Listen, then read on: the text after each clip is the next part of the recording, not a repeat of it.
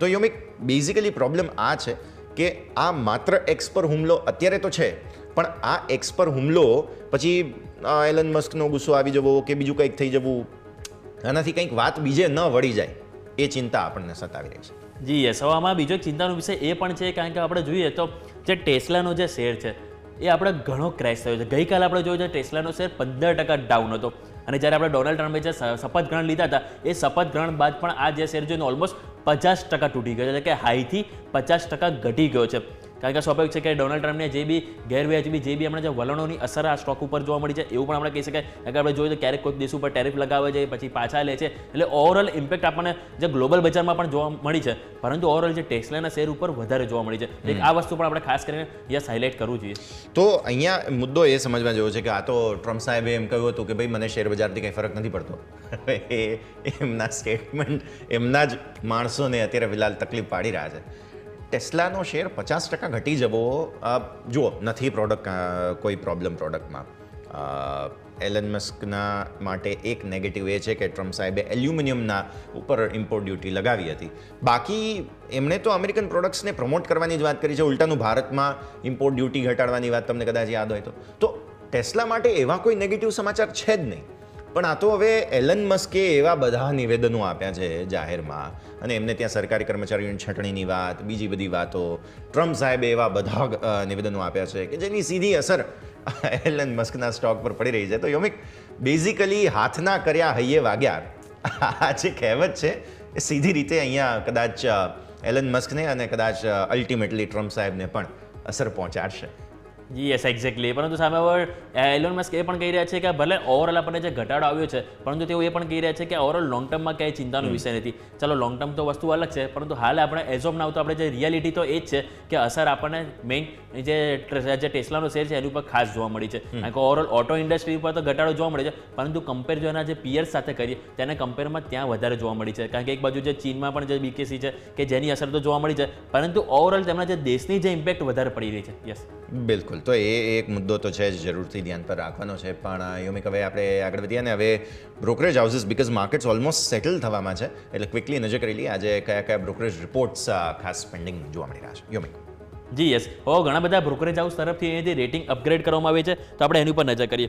તો સૌથી પહેલાં હું તમારા માટે લઈને આવીશ તો એ છે ઇન્ડસઇન્ડ બેંક, જે ગઈકાલે પણ ચર્ચામાં હતો. ગઈકાલે આપણે ટોટલ 6 બ્રોકરેજ હાઉસ તરફથી જોયા હતા અને મિક્સ ઓવર આપણને રેટિંગ જોવા મળ્યા હતા. હવે આજે આપણે જોઈશું તો મોર્ગન સ્ટેનલી તરફથી અહીંયાથી રિપોર્ટ આપવામાં આવ્યો છે ઇન્ડસઇન્ડ બેંક ઉપર. હવે મોર્ગન સ્ટેનલી કહી રહ્યા છે ઇક્વલ વેટ રેટિંગ તેઓ કહી રહ્યા છે, અને ટાર્ગેટ ₹900 કહી રહ્યા છે. એમનું કહેવું છે કે જે 2.4% જે નેટવર્થ પ્રમાણે ખોટ થવાની શક્યતા છે.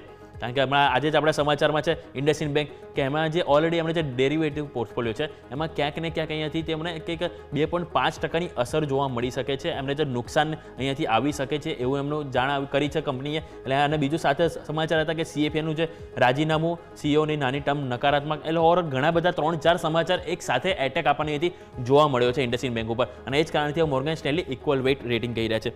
નેક્સ્ટ વાત કરવા માંગીશ તો મારુતિ ઉપર HSBC તરફથી રિપોર્ટ આવ્યો છે. તેઓ અહીંયાથી ખરીદવાની સલાહ આપી રહ્યા છે અને તેઓ લક્ષ્યાંક ₹14,000 આપી રહ્યા છે.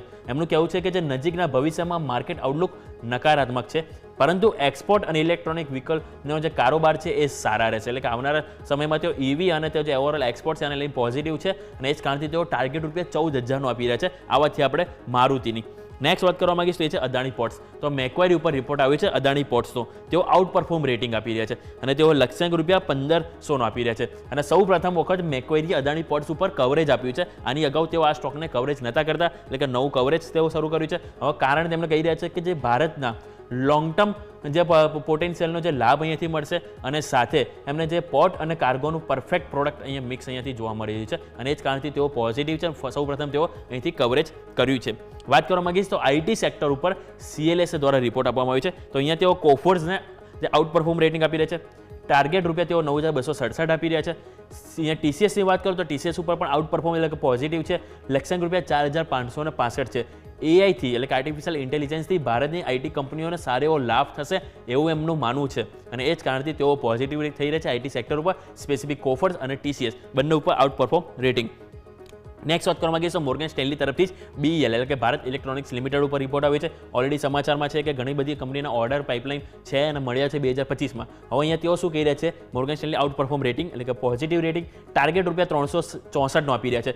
કુલ ₹84,300 કરોડના નવા ઓર્ડર મળ્યા છે કંપનીને અને 6 માર્ચે ₹57,700 કરોડના નવા ઓર્ડર મળ્યા હતા. એટલે કે ઓવરઓલ કંપનીને જે ઓર્ડર પાઇપલાઇન ઘણી સ્ટ્રોંગ છે અને એ જ કારણથી તેઓ આઉટ પરફોર્મ રેટિંગ ટાર્ગેટ ₹364 આપી રહ્યા છે. નેક્સ્ટ વાત કરવા માંગીએ તો નોમુરા તરફથી સન ફાર્મા ઉપર રિપોર્ટ આપવામાં આવ્યો છે. નોમુરા કહી રહ્યા છે કે ન્યુટ્રલ એટલે કે નહીં બહુ પોઝિટિવ કે નહીં બહુ નેગેટિવ. હવે તેઓ ટાર્ગેટ ₹1,970 આપી રહ્યા છે. એમનું કહેવું છે કે જે ચેક પોઈન્ટ જે થેરાપ્યુટિક્સની જે અધિકરણ કરશે અને સામે કે જે કંપનીનું જે ચામડીના કેન્સરમાં મહત્વનું યોગદાન છે એટલે કે એમનું તેઓ મોનોપોલીથી તેઓ બતાવી રહ્યા છે અને એ જ કારણથી તેઓ ન્યુટ્રલ છે. પરંતુ અહીંયા જે કોમેન્ટરી મિક્સ છે, રેટિંગ પણ મિક્સ જોવા મળે છે એટલે કે ન્યુટ્રલ છે અને ટાર્ગેટ ₹1,970. નેક્સ્ટ વાત કરવા માંગીશ તો એ છે એસ્કોટ ઉપર રિપોર્ટ આવ્યો છે CLSA તરફથી. તો CLSA અહીંયાથી આઉટ પરફોર્મ રેટિંગ એટલે કે પોઝિટિવ છે. ટાર્ગેટ ₹3,805 આપી રહ્યા છે.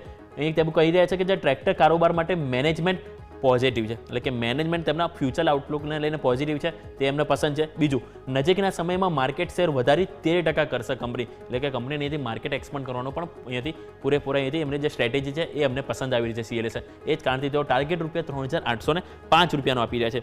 નેક્સ્ટ વાત કરવા માંગીએ છીએ છે વોલ્ટાસ ઉપર જેફરીઝ તરફથી રિપોર્ટ આવ્યો છે. તો જેફરીઝ અહીંયા ખરીદી કરવાની સલાહ આપી રહ્યા છે, કહી રહ્યા છે કે ખરીદી કરો, ટાર્ગેટ ₹1,990 રાખો. ગ્રોથ હાઈ બેઝ ઇફેક્ટ પૂર્ણ થતાં અહીંથી નોર્મલાઇઝ થઈ જશે એવું એમનું માનવું છે અને કે જે ઉનાળાની માંગને એસી ઇન્ડસ્ટ્રી પહોંચી વળશે એવું એમનું માનવું છે. એટલે કે સ્વાભાવિક છે કે હવે સમર આવી રહી છે, લોકો એસીનો કન્ઝમ્પશન વધારે થશે, નવી એસી ખરીદી છે, ઓવરઓલ એમની કંપનીના ઇમ્પેક્ટ આપણને આવકમાં પોઝિટિવ જોવા મળશે. એ જ કારણથી તેઓ ખરીદીની સલાહ આપી રહ્યા છે. નેક્સ્ટ વાત કરવા માંગીશ તો તમારા રડાર પર હોવું જોઈએ ઓઇલ માર્કેટિંગ કંપની કે જેમાં HSBC તરફથી રિપોર્ટ આપવામાં આવ્યો છે. તેઓ કહી રહ્યા છે કે BPCL ખરીદો, ટાર્ગેટ ₹440 રાખો. HPCL પણ ખરીદો, એમાં ટાર્ગેટ ₹450 રાખો અને ઇન્ડિયન ઓઇલ કોર્પોરેશન એટલે કે IOC પણ ખરીદો, એમાં પણ ટાર્ગેટ ₹170 રાખો.